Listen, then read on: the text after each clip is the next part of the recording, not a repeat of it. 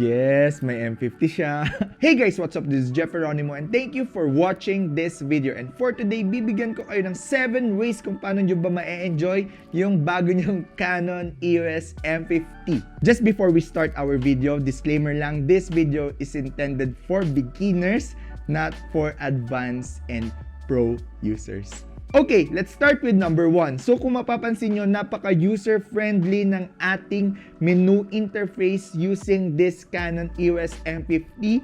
So if you're new in this kind of interface, mas isasuggest ko na gamitin nyo yung standard kesa yung guided kasi merong mga times na hindi natin makiklik or masiset kapag guided yung sinet nating option. Pwede yun kung talaga nag-start pa lang kayo and gusto nyo malaman kung para saan ba yung menu na yon or para saan ba yung option na yon. But I do suggest na iset nyo siya sa standard mode. For our number 2, let's set our dia mode sa auto. Yes, you heard it right, auto. So I assume na hindi pa kayo ganong alam sa camera and baka ma-frustrate lang kayo kapag sinet natin agad sa manual. So let's discover first, ano ba yung mga kayang i-offer ng ating auto mode. So if we set our dial mode in auto, may makikita tayong guide kung ano ba yung auto mode na to. So click lang natin yung okay. Then, ang kagandahan dito sa auto mode is meron siyang creative assist. So ang role ng creative assist natin dito sa EOS M50 is makikita natin kung ano ba yung gusto nating kalabasan ng photo natin visually. Instead of adjusting the settings, the numerical value, makikita nyo dito, pwede nyo adjust yung background blur sa blurred, auto, or sharp. Same with the brightness, same with the contrast, so on and so forth. So para ka nag-a-adjust ng setting mo sa phone camera mo, pero you're using a camera, which is mas malaki yung sensor and mas maganda yung quality. So what I love about this creative assist is talagang well-guided yung mga beginner, especially if you're watching this and kaka-acquire mo lang ng EOS M50 mo. Malaking tulong to kasi hindi ka masyadong may stress kung ano ba yung kailangan mong iset sa manual mode, ano ba yung AV, ano ba yung TV, ano ba yung P. So right out of the box, pwede mo nang gamitin yung EOS M50 mo while shooting your kids or shooting your family or meron kayong get together sa bahay nyo or movie with your fam and gusto mo mag-picture pic. Malaking tulong to kasi sa LCD screen natin ng EOS M50 makikita mo agad yung result. Ito yung mga kagandahan ngayon sa mga mirrorless camera na lumalabas na makikita mo agad kung ano yung makaka-capture mong image even before you click the shutter button. Creative Assist lets you see kung ano yung magiging effect ng mga in-adjust mo sa photo mo, and once na click mo yung shutter button mo, yun na yung lalabas na pictures. So napaka-helpful nito sa mga beginner like you na nanonood ngayon na talagang wala ka na munang iisipin pa sa mga camera setting and other technical stuff. Another thing is pwede mong iset dito sa auto mode kung anong quality or file type ng image mo. If you want to send your photo right from the camera to your phone, I do suggest na iset mo yung settings mo sa large fine instead of raw. Why? Kasi once na sinet mo lang into raw file yung image mo or yung photo mo, once na transfer natin sa phone to, is i-convert ng phone natin yung raw file na yun into a smaller image file size. So ayaw natin yun. Kailangan gusto natin high-res yung makuha natin from this camera. So set your file type or file size into large fine. But if you will edit your photos using your laptop or your desktop, just use the raw file. Kasi mas maganda yun kasi may flexibility ka to edit, to color grade, to color correct, or to apply your creative style or art on your photo. But if you just want to upload your photo because you had this fun bonding with your kids, with your husband, with your parents, then ipapasa mo lang siya sa phone mo, just use the large format and you're good to go. So Jeff, ano ba yung difference between RAW and JPEG? Just imagine yung RAW, mas flexible ka to edit, to adjust kasi nandun pa yung talagang data ng image. Then compare sa JPEG, which is compressed file and na-process na siya inside your camera. So if you really want that flexibility, just go with the raw file format and edit it in your PC or laptop. So sa M50, meron ding timer feature na pwede mong gamitin. Kunwari, gathering nyo and walang magpipicture sa inyo and gusto nyo ng group photo. So malaking tulong to kasi pwede mong iset kahit naka-auto mode ka ng timer to 10 seconds or 2 seconds or custom timer, which is pwede mong iset kung ilang shots after 10 seconds. So there you go, meron din dito, kaya mo din mag-shoot ng single, ng high speed continuous, and low speed continuous. So that's for our auto mode. Next is kung may makikita kayo sa dial mode nyo na SCN na letter. Napakaganda nito kasi kung talagang beginner ka and you want to explore photography, you want to check out kung ano yung mga pwede mong magawa using this Canon EOS M50 and you want just to practice the composition or yung kung paano ka magkuha ng photo, magandang tulong ito. Especially kasi makikita nyo dito may mga different modes siya, which is yung self-portrait, which allows you to shoot self-portraits with adjustable portrait effect. Meron ding portrait mode na nag-a-allow na yung background nito is blurry and mag-stand out talaga yung subject, then smoother skin tone and hair. Then, meron din nakalagay dito na mode na smooth skin kung gusto mo talagang makinis yung skin mo.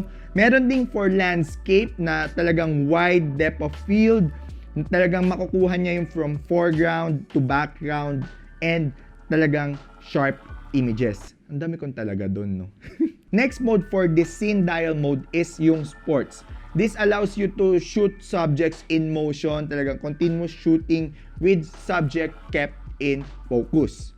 Next is close up. Ito yung mga gusto mong kunan yung mga small subjects such as flowers or mga bugs, insect. Pwede mong gamitin to. Next is food. Syempre kapag nagta-travel ka, tas ang dami nangyayari, tas dumating yung food nyo, nasa restaurant ka, pero nahihiya ka na, ano ba setting yung gagamitin ko? So with this mode, pwede ka makakuha ng magagandang food photos. Next is panning shot, yun yung blur background or merong motion blur yung background mo but the subject in focus is still sharp. Meron ding option dito to shoot handheld night scene. Lalo kunwari, nasa magandang view ka, ang ganda ng lighting effect. It takes 4 consecutive shots. Next is HDR backlight control. Ano ba tong HDR backlight control? 'Di ba kapag against the light tayo, sobrang dilim na nung subject natin and maliwanag or doon naka-set yung exposure sa background. With this feature, mapapantay niya yung ilaw or yung exposure ng subject mo and the background itself. Just mind you, kailangan mo ulit ng tripod for this one. Next is silent mode. This is very useful kapag gusto mong kunan yung anak mo na natutulog or sobrang nakukyutan ka sa baby mo na newborn, talagang gusto mong kunan or i-document yung paglaki niya. This is very useful kasi hindi makaka-distract or hindi siya magigising sa sound ng shutter natin. So definitely this is a useful one. So that's for our scene modes. Next is meron din tayo ditong mga creative filters. Last time, talagang nag-explore ako kung ano ba yung pwede kong makuha using these filters and sobrang nag-enjoy ako. Alam niyo yung feeling na hindi ko iniisip ano ba yung mga settings na kailangan ko. Naglakad-lakad lang ako sa bakuran namin. Yes, bakuran. Na para tignan ko ano ba yung mga interesting subjects. Naglabas ako ng yung laruan kong kotse-kotsihan at kinunan ko yung mga pusa namin dyan sa labas. Kinunan ko using these creative filters. Ano ba yung mga creative filters na to? Meron tayo ditong grainy black and white kung talagang gusto mo ma-shot yung tones lang, yung highlights, shadows, and walang distracting colors. You can use this one. Popular to sa street photography yan. Pwede mong gamitin to. Meron ding soft focus. So, mas softer yung image natin. Meron ding fish eye effect. Dito yung parang effect na ultra wide focal length. Meron din tayong water painting effect. Meron ding toy camera effect. Simulates distinctive colors and vignetting image from the toy cameras. Ito yung naturally para talagang vintage toy yung gamit mo. Meron ding miniature effect na kung you're fond of shooting miniature object, pwede mo tong gamitin. Meron ding itong mga susunod na modes or features na sasabihin ko sa inyo under creative filters is kailangan ng tripod. Ulitin ko, kailangan ng tripod. Next is HDR art standard, which resembles paintings with low contrast pero flat gradation. This mode takes 3 consecutive shots. Meron din tayong HDR art vivid, which takes vivid graphic art with flat gradation. It takes also 3 continuous shots. Meron din tayong HDR art bold, which resembles oil paintings naman.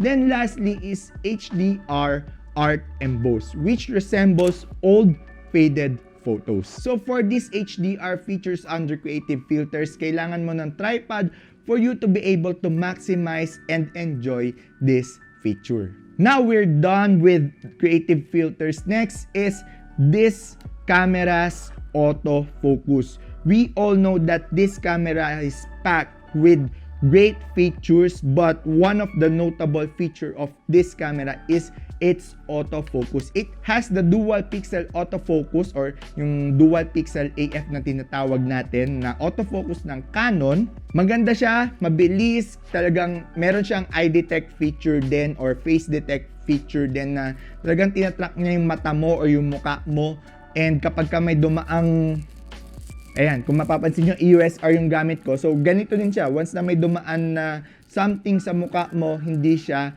magpo-focus doon. Unless, ito yung mga ginagawa ng mga product review or mga makeup vlogger. Kaya nila tinatakpan yung mukha nila. That's the reason why meron mga ganito na uso. Then, tsaka natin itatapat yung ating product. So, that's the reason why kaya may takip-takip na nangyayari. Kasi, tinatakpan nila yung mukha nila para mag-focus sa product. So this camera has a good autofocus, perfect for your family gathering, or hindi ka na mag-iisip pa na ano ba yung autofocus ko, ano ba yung kailangan, yung subject ko hindi nag-focus, ganyan. And kagandahan nito, touch screen yung LCD natin. So pag clinic nyo kung saan yung gusto nyo i-focus, dun siya mag-focus. Next is yung touch shutter feature. Sobrang gusto ko nitong touch shutter feature combined with a timer, lalo kapag kumukuha ko ng landscape, kasi na-eliminate ko yung micro shake sa mga images ko. So, ano ba yung use ng touch shutter? Meron dito sa lower left corner, meron dyan na icon na touch shutter. So, pag clinic mo yan, once na clinic mo yung LCD mo sa subject mo, automatic magsha-shutter siya even without clicking your shutter button. So, that's the use of this touch shutter feature. Lastly is to shoot manual mode. Alam natin na with the auto features na nasabi natin back then, kapag may mga ganitong automatic features, kadalasan walang manual mode yung camera. And the good side of this one is meron pa rin siyang manual mode, meron siyang aperture priority, meron siyang time value or shutter speed priority, meron din siyang program mode.